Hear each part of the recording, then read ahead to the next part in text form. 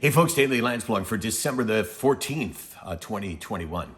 You know, I've been thinking about the pandemic after the pandemic, or the pandemic during the pandemic caused by the pandemic. And I'm talking about mental health. And in particular, I'm talking about the complexity of youth mental health. I mean, there's something about mental illness that makes it way more difficult to deal with than something like COVID-19, like a virus.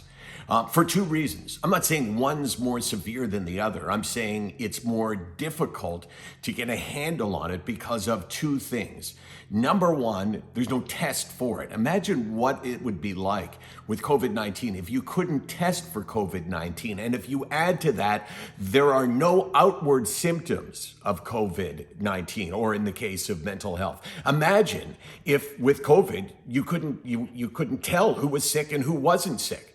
That's what is so devastating about mental illness. And in this context, mental illness that a lot of people have found from the pandemic, and in this case, youth mental illness. So we have a unique situation that's incredibly difficult to deal with.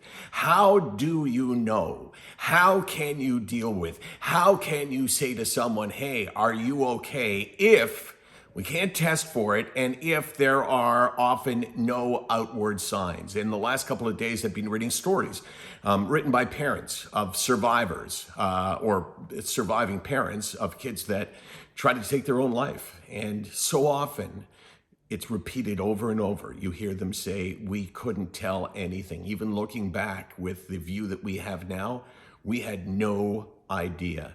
So that's what we're facing as we go to what is hopefully the next stage. Who knows when the next stage of the virus will be, the pandemic. But whatever it is, we're going to have to battle this because the stakes could not be higher. SickNotWeak.com. 24 hours a day, 335 days a year. Why are we here, Case? Because the stakes could not be higher. Nice. You were listening. I was. Just at the end? Yeah, Pretty much.